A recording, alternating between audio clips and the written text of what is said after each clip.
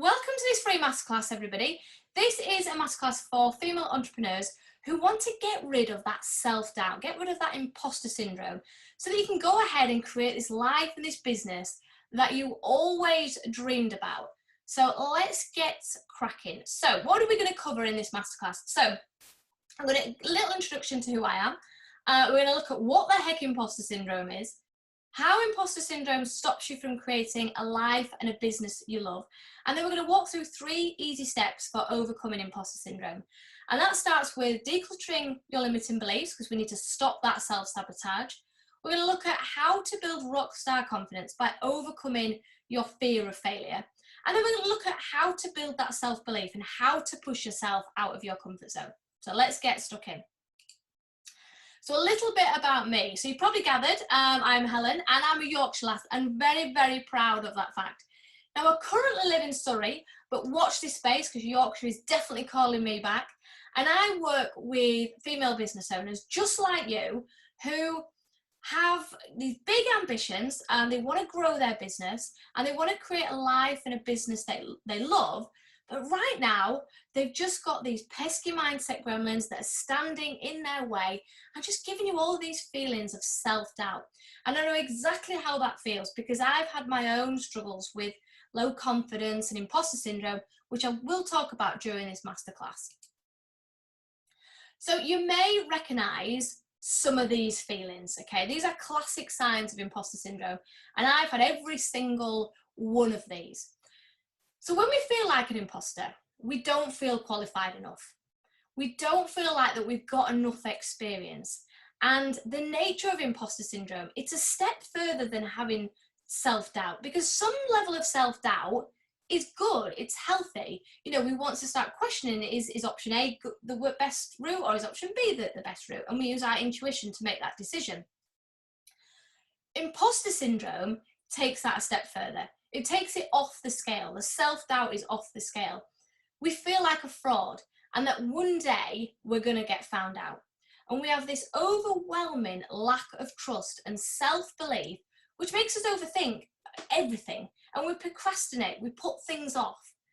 We feel uncomfortable asking our clients to pay for what we're worth because we don't feel that we are enough. We don't have enough knowledge, we don't have enough experience. So we're constantly looking for the next course because we believe that if we have enough knowledge, then we'll be ready. And we are the world's best secret because being visible absolutely terrifies us, because we feel that if we do publish that blog, or we do go live, or we do speak at that event, then people will pull us to bits and they'll find holes in what we're saying and they'll question our ability and we feel judged. So imposter syndrome is that overwhelming feeling of self-doubt, that we don't deserve our success. And the irony is, people who suffer with imposter syndrome have to have a level of success to feel like an imposter. But we can't own that success. We chalk that down to luck, or being in the right place at the right time, or a fluke even. And despite our skills, despite all the success we've had, all the achievements, all the testimonials that we've received, we still have that persistent fear that one day people are going to find us out and they're going to discover that we ain't that good. So we need to look for the signs of imposter syndrome, because remember, 95% of our thoughts and feelings and actions happen at a subconscious level. They're like autopilots in our mind that run our life based on our belief system. So in order to change all of that, in order to become more confident, to become full of self-belief, to be an action taker, we need to identify what the signs of our imposter syndrome are and acknowledge them and bring them into our conscious thinking, because that way we can change them. So again, experience every single one of these. So you might be feeling inadequate, or full of self-doubt. You may be saying things to yourself like, I don't really deserve this. Like I've got clients, but I really don't know why they're working with me. Like, do they not realize I'm not as good as they think I am? We have perfectionist tendencies. We set unreasonably high expectations of ourselves. We would never set these expectations for anybody else, but yet for ourselves, that's fine.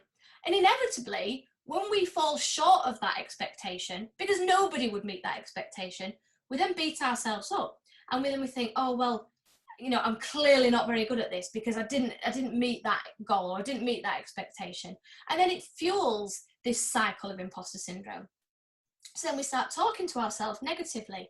We start talking to ourselves in a way that we would never talk to a friend in the same way. We say things that we would never say to a friend.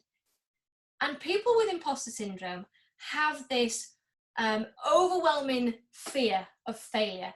And failure is something that imposters avoid at all costs. Failure is a bad thing. So we procrastinate and we make excuses of why we shouldn't do that very thing that is going to grow our business. And we are unable to own any of our achievements. We just chalk that down to, well, because I set such big expectations and I worked more than everybody else, that's why I achieved what I did. Not because I'm good at what I do, because of some external factor. And for everybody else, good enough is enough. But for us, it isn't. Because for us, everything needs to be perfect. So we avoid being visible and the face of our brand. And we're so uncomfortable with praise or compliments about our work or our success. And we have this severe and constant feelings of low self-confidence. So we work harder than anybody else than is reasonably expected, because we feel if we work harder, then we'll avoid exposure. People won't be able to pick holes in what we do because it'll all be perfect.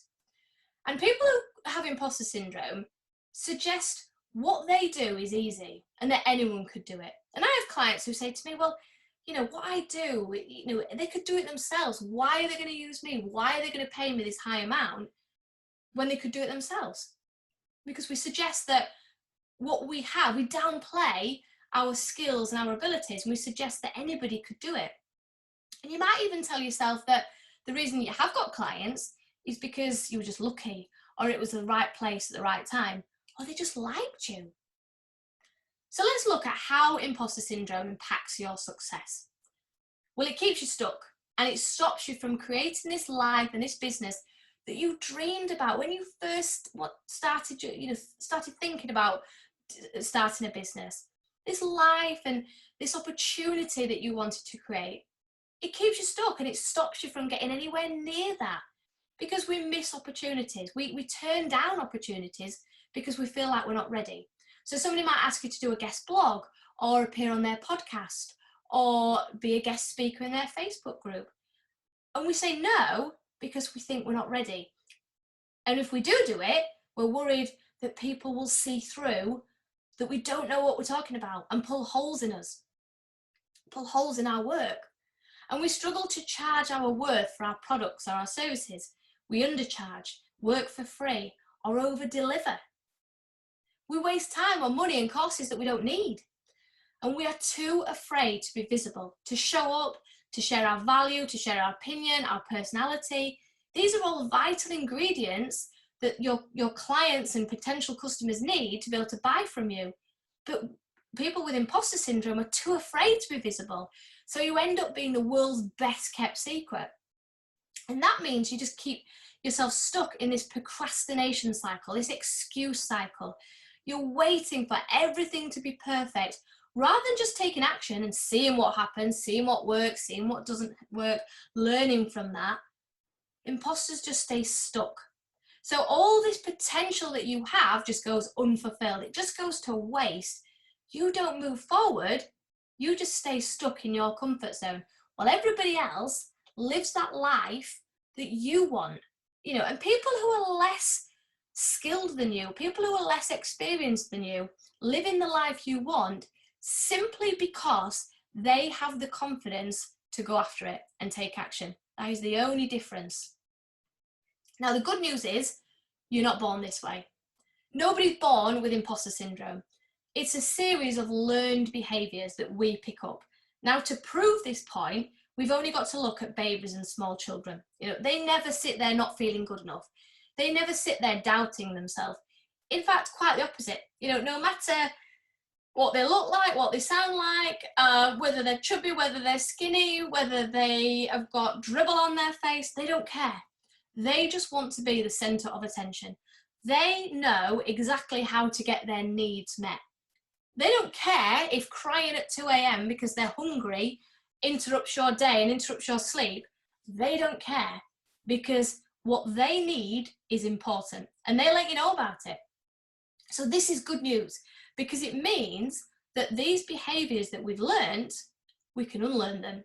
And that starts with decluttering all of our out-of-date beliefs and thoughts. Now, these beliefs and these thoughts run our life on autopilot. And most of these beliefs that we have, we got from other people. They're not even our own beliefs.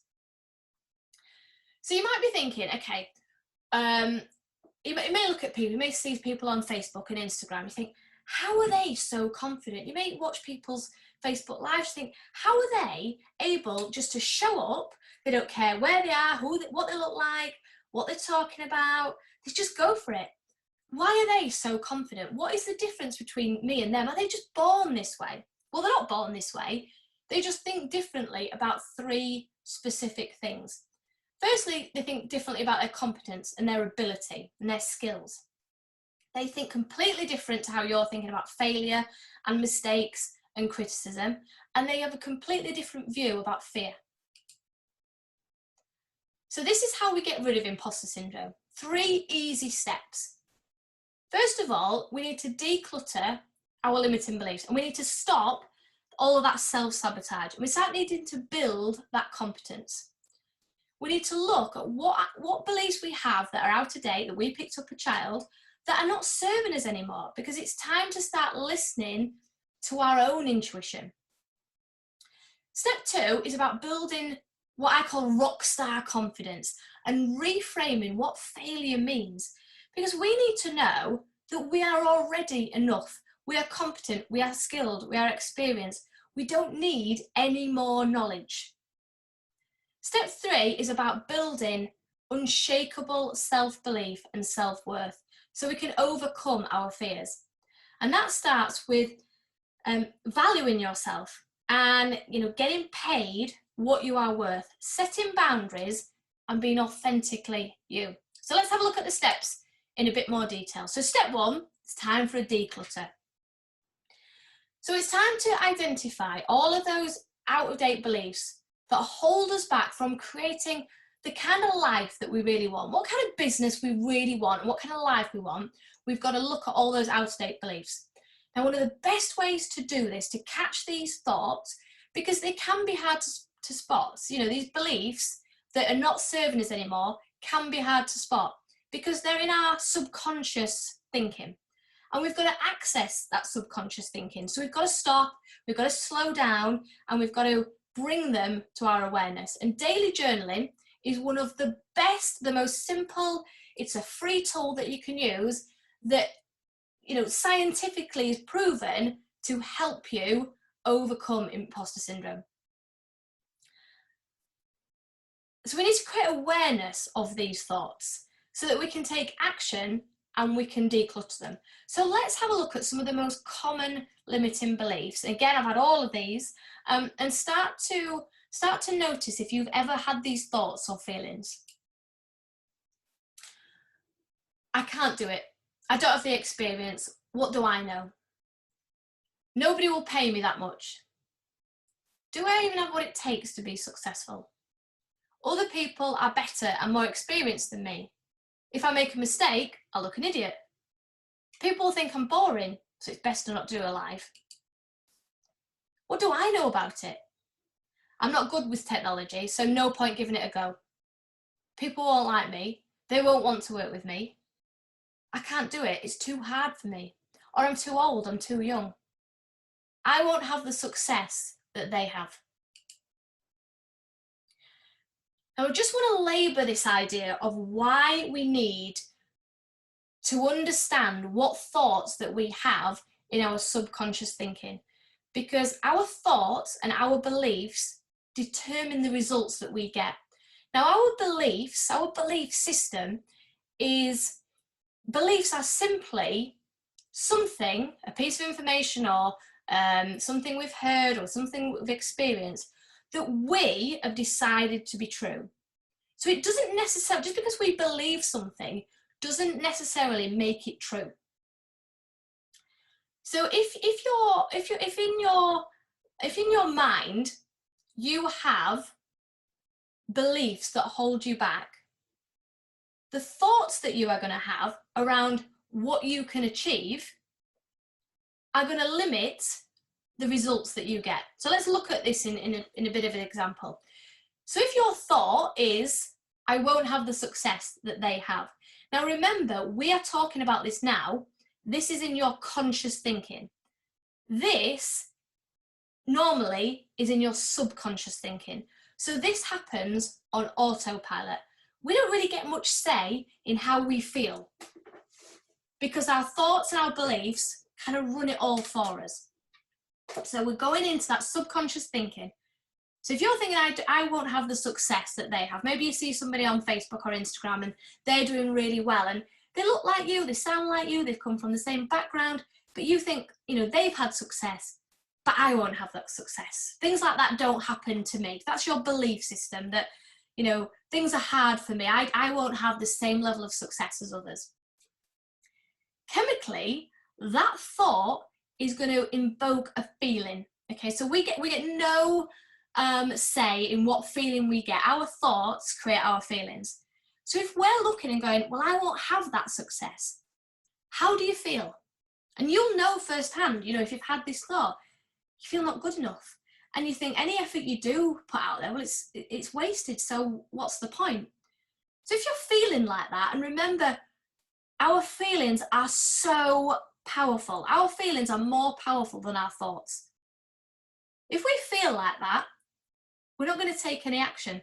And if we do take any action, it's going to be half-heartedly at best because we're going, well, what's the point? We're not, why am I going to spend an hour a day doing sales calls, or why am I going to spend 20 minutes doing a live? Because I'm not going to have the success that they have. And we know, our actions generate the results.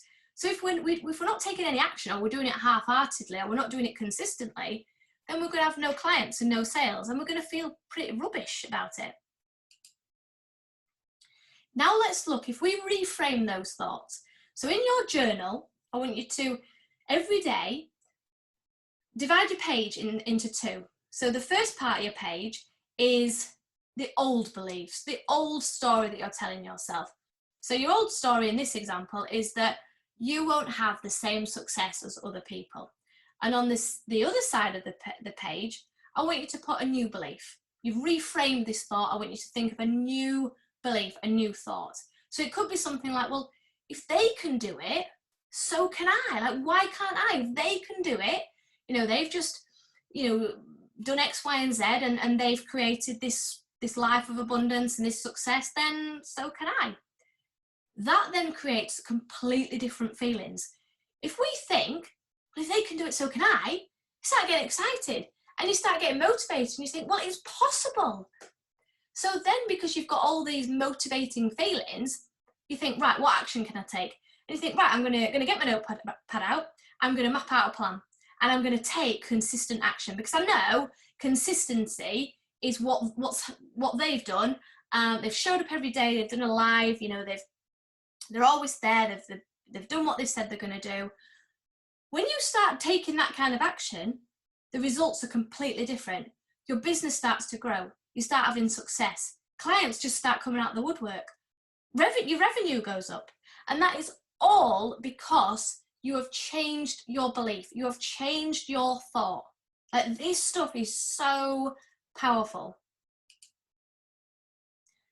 We also need to look about how we sabotage our success, because how we think and the thoughts that we have and the beliefs sabotage our success.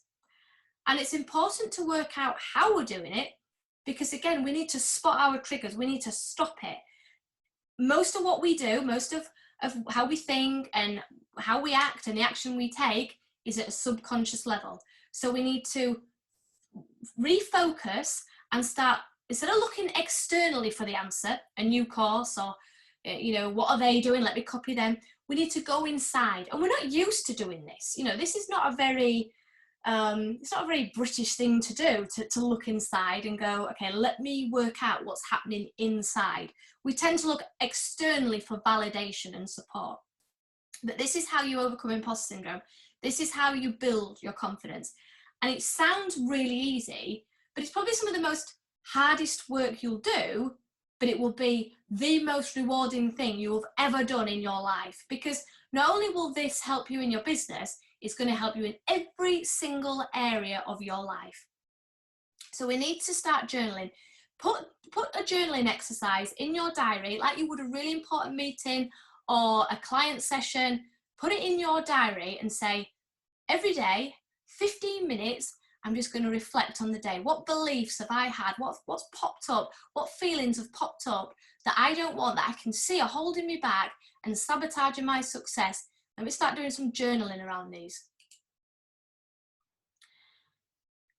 So these are things that, as imposters, these are some of the common ways that we sabotage our success. Again, I've had them all. We worry that our friends will think we've changed.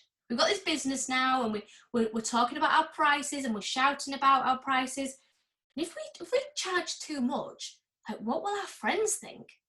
So we sabotage our success because we think, well, I don't want to lose any friends. I don't want my friends to think I've got really big-headed, or I think I'm better than them.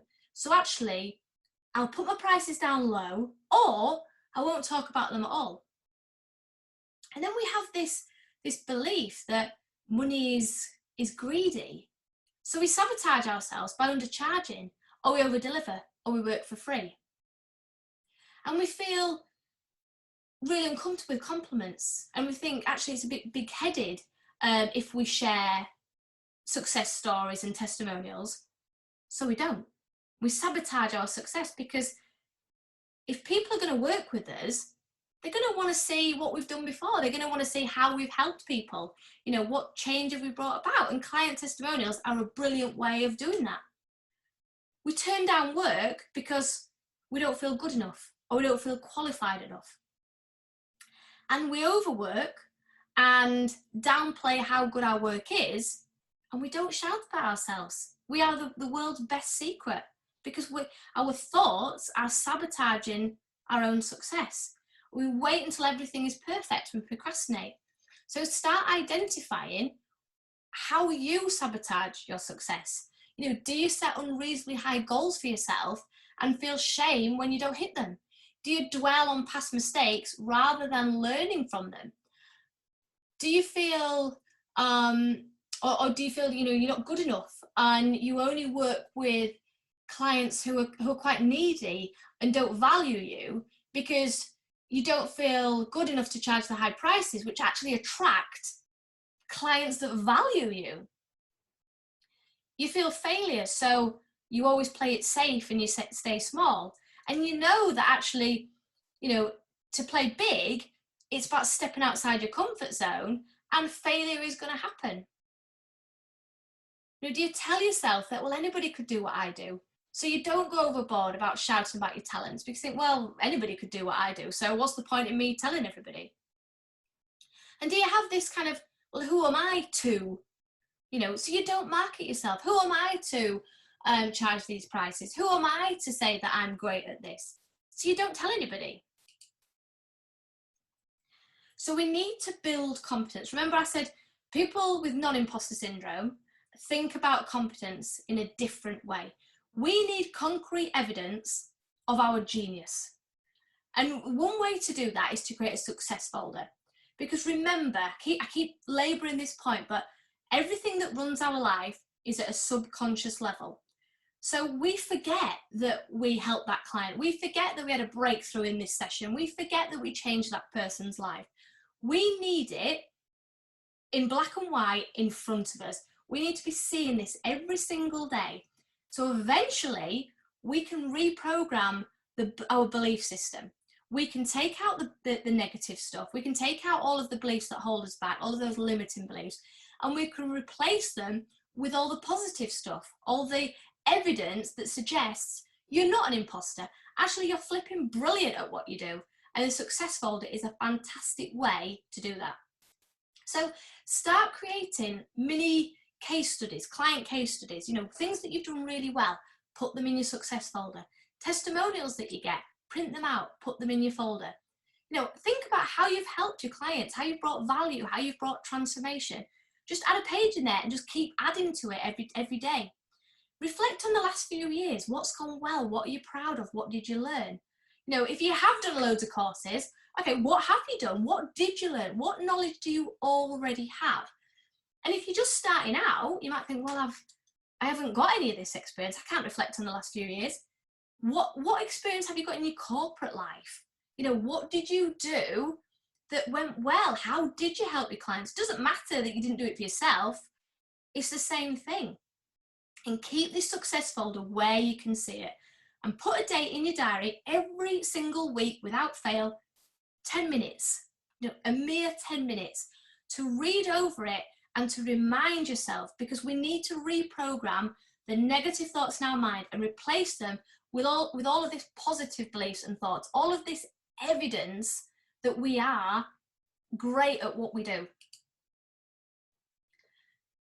Step 2 is about building self-confidence and overcoming the fear of failure.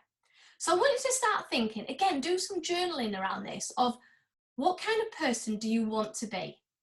If you were this really confident person, really full of self-belief and confidence, what would that look like? What kind of person would you be?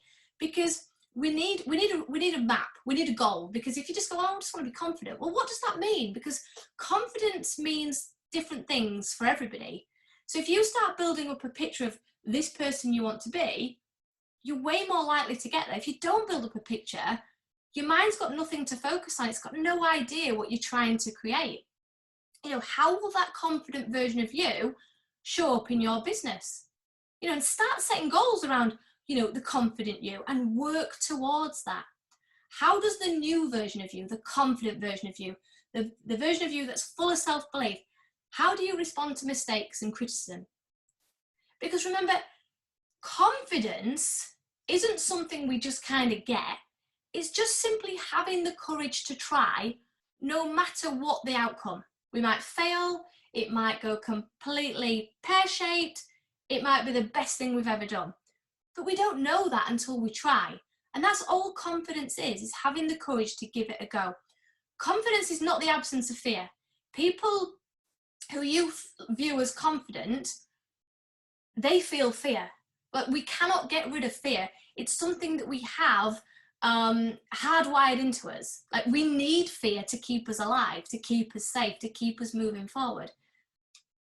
But non-imposters think about mistakes and criticism totally different to those who suffer with imposter syndrome. So we need to reframe what mistakes are, what criticism are. And again, journal this. Mistakes are a learning opportunity. If we don't make mistakes, how are we ever going to know what works and what doesn't? And you look at anybody who's at the top of their game, successful business owners, read autobiographies. Every single one of them have made mistakes. They've made absolute corkers. They've had products that haven't worked, that they've invested millions in, that they've had to shelve. But it's been a learning opportunity, and they've grown from that, and they've gone on to create something even better. And mistakes are a great way to see what works, what doesn't. And mistakes are inevitable in business. Nobody, absolutely nobody, gets to the top of their game without making a mistake. And if you look, they say only 5% of businesses succeed. 95% of businesses fail. And if I look at the people who I know who are really, really successful in their business, the thing that sets them apart is that they've done the mindset work. They've done this. They've reframed what their belief system. They've reframed what mistakes are. They don't take criticism personally. They see it as feedback, and they see criticism as it's one person's opinion. That doesn't make it right and you're wrong. It's simply an opinion. Now, it may be an opinion that go, do you know what? I never thought about it like that. Brilliant, fantastic. It's not a criticism that you are no good, that you are not worthy, you know, and you get to decide what you do with that information. You get to decide whether you take it on board. And if you think, you know what, that's not useful to me, it might be useful for you and your business, but it's not going to work in my business. You get to decide what you do with that information and go, thank you, but no thank you. You know, it is just an opportunity to see a different perspective or idea, something that you might not have thought of. And that's not a bad thing, that's brilliant. You know, get everybody's opinion. What works for you? So step 3, the final bit of this puzzle, is building self-belief, okay? And that is about pushing yourself out of your comfort zone. Most people don't do this. Now, even if you just did this, you would set yourself apart from all that 95% of businesses that fail. Because the businesses that do succeed, the businesses and the people that go on to create this dream life, you know, they've got money in the bank, they've got free time, they're spending time with their kids, they're having great holidays. That life that you want, whatever that looks like, and it's different for everybody, even if you just did this, it would put you in that category. Most of us stay in our comfort zone because it's nice there and it's warm and it's comfy, and we avoid failure and we avoid criticism, and we just keep under the radar. And unfortunately, that's not what grows a successful business. A successful business happens when you work predominantly in your stretch zone. Now, I get this is uncomfortable.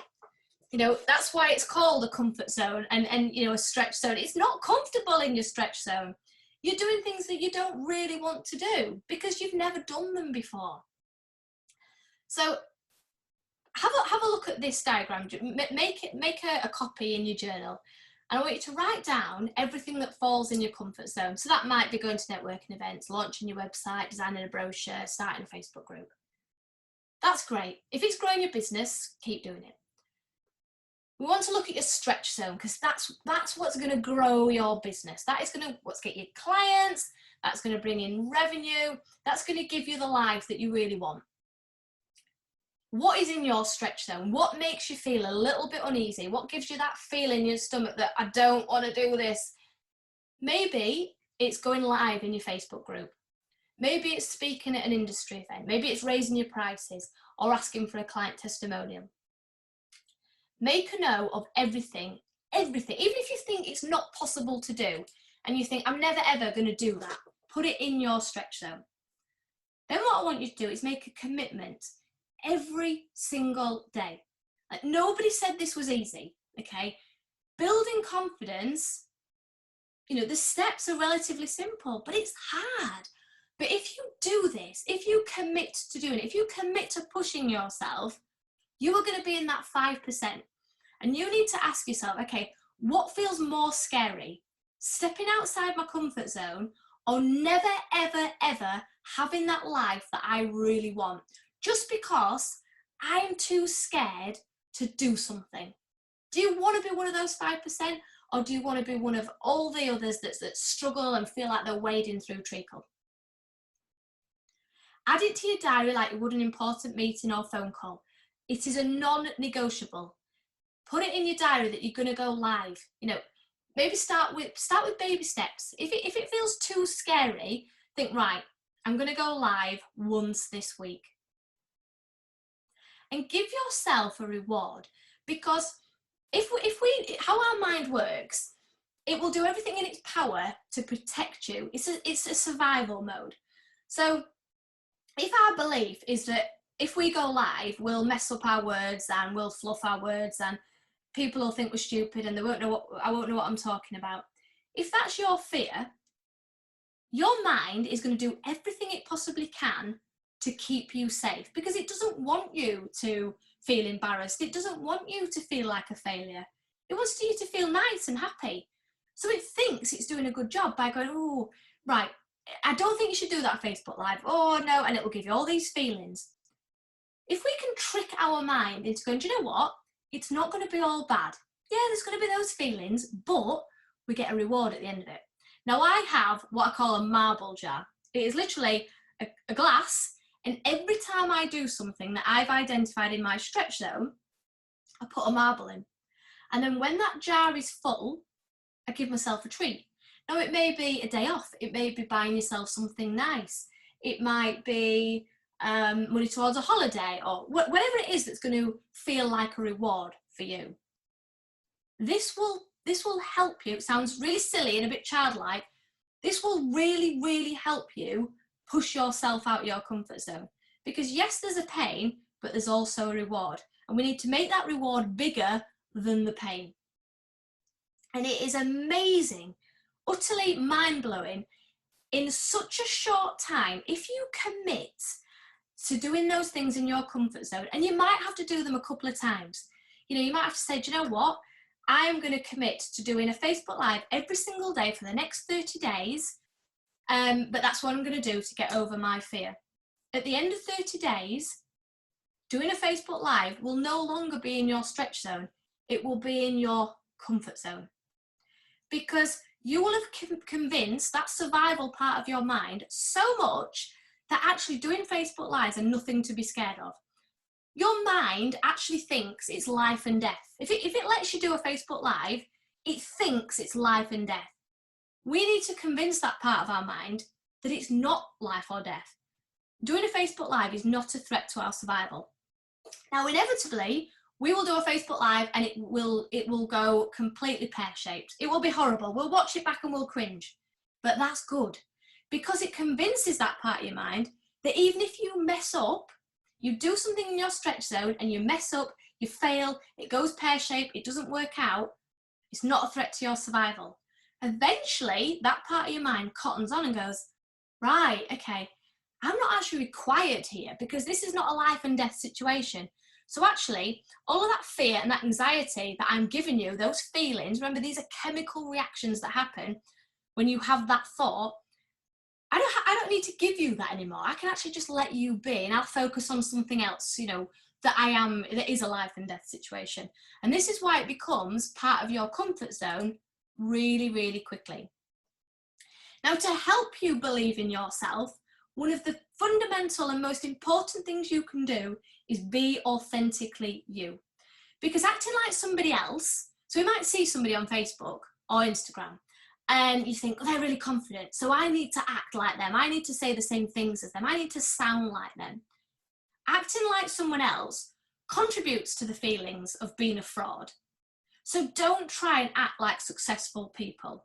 Just be you. Wherever you are in your process, you know, building your business, that is fine. Because people see through it. If you're not you, if you're not authentically you, people see through it. And your clients won't warm to you, and you'll just end up feeling like a fraud. So you have to be yourself. And actually, people connect with our flaws. People buy from people at an emotional level. They buy because you can solve their problems, but more importantly, they buy because they like you. They share your values, your vision, your beliefs. Your life's like theirs. That's why people buy from you. So it's important that we show up as us, and we show up as our true selves. And people don't buy from perfect people. We like to buy from people that look like us, that sound like us. So that's how we make it happen. That is the magic formula to making it happen. Decluttering your limiting beliefs, overcoming your fear of failure, and pushing out of your comfort zone. That is the magic formula to making it all happen. And this, I wanted to include this quote by Valerie Young, who is seen as the imposter syndrome guru. Everyone wants to stop feeling like an imposter, but that's not how it works. Feelings are the last to change. The only way to stop feeling like an imposter is to stop thinking like an imposter. So do the work, be consistent, do the journaling, and in no time at all, you will have loads and loads of self-belief and confidence.